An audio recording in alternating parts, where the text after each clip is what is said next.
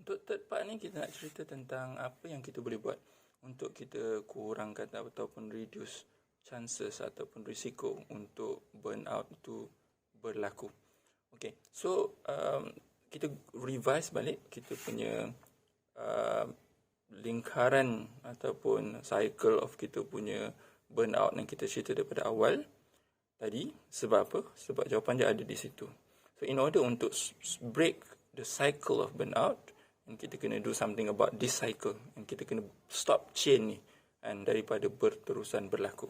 So kita tengok satu-satu apa yang kita boleh buat. The first one, look at expectation. Okay, so kita kena fikir tentang apa yang kita boleh buat untuk kita perbaiki expectation yang ada dalam hidup kita ni. So do we want to continue? So first kita kena realise apa expectation yang kita letak dalam kehidupan kita ni. Do I want to be a perfect parents, perfect workers? Do I want to be this and that? Dan adakah expectation tu something yang realistic? So start dengan kita muhasabah expectation. Dan kalau kita living dengan certain expectation yang kita rasa terlalu tinggi atau hard, dan cuba muhasabah, revise dari mana expectation itu datang. Adakah dia daripada diri kita sendiri? Dan cuba tengok dan apa yang kita perlu revise, apa yang kita perlu perhatikan, apa yang kita perlu perbaiki untuk kita tak nak hidup by that expectation. Contoh, I give you example.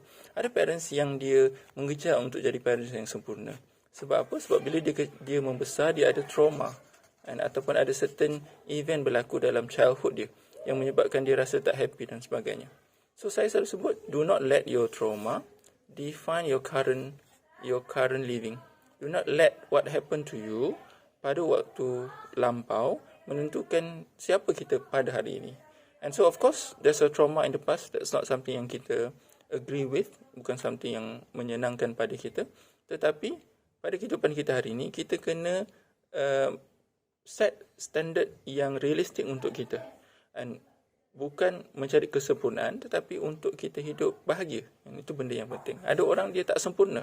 Ada benda yang tak okey, rumah kadang-kadang bersepah, anak tak semestinya dapat nombor satu, dia bukan semestinya isteri yang sambut suami dekat pintu, bagikan air, sometimes dia penat, sometimes boleh makan dekat GrabFood. But that is dia punya kehidupan. Dan kita bahagia dengan kehidupan macam tu. So think again about standard yang kita tetapkan internally. Yang kedua, external. And so external ni sometimes adalah benda yang within our control, sometimes benda yang beyond kita punya control. Kalau external expectation tu comes from workplace, dan workplace tu toxic dan sebagainya. So think about measures yang kita boleh buat untuk reduce this expectation. And so do you need to speak to somebody? Perlu ke kita jumpa somebody untuk kita clarify? Perlu ke kita being more assertive? Maknanya ada kalanya kita cakap no, ada kalanya kita kena delegate tugas, ada kalanya kita prioritize. So review your expectation, review sources of your expectation dan perbaiki. So that's first step yang kita boleh buat. Yang kedua, doing everything for everyone. And this is also something yang kita kena muhasabah. Adakah semua benda kita kena buat? Adakah semua kerja orang lain kita kena buat?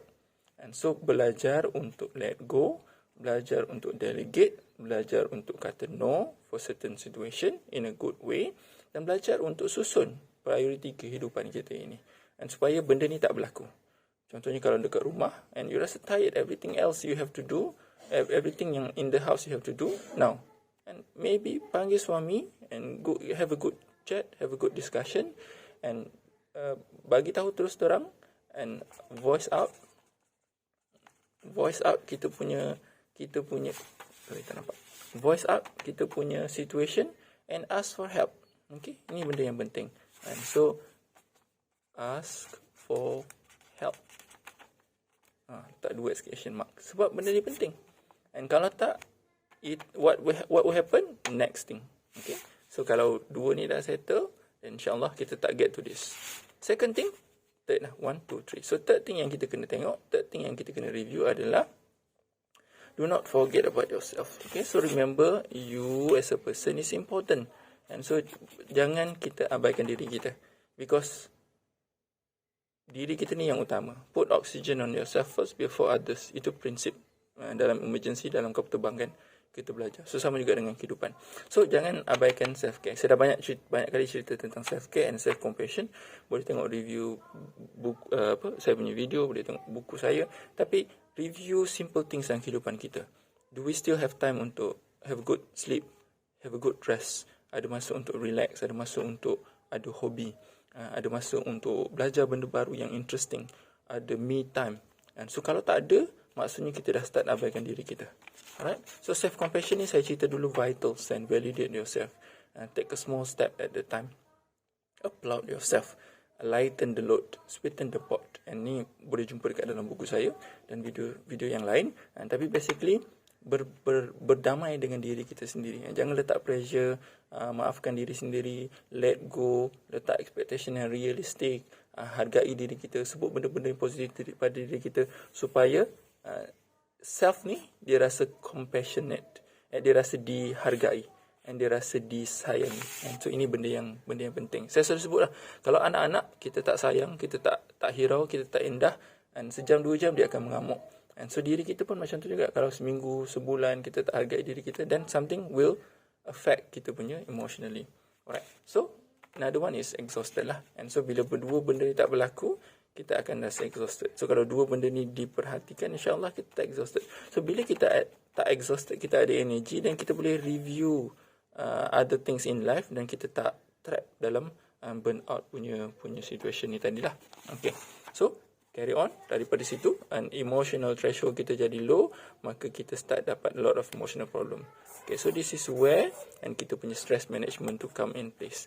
And so benda-benda basic yang macam saya selalu sebut again and again, and your relaxation, your deep breathing, your social support, kita punya cara kita berfikir, and cara kita cope. And so saya tak go through detail tentang macam mana nak handle stress in this video. And so point dia adalah belajar untuk kendalikan stress supaya we don't get to this stage.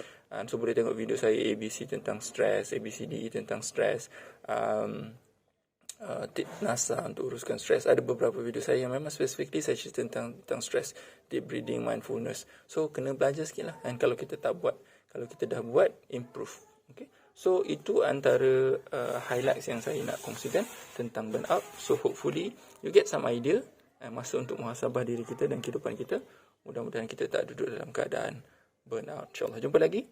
Please like and share sekiranya bermanfaat. InsyaAllah. Assalamualaikum warahmatullahi wabarakatuh.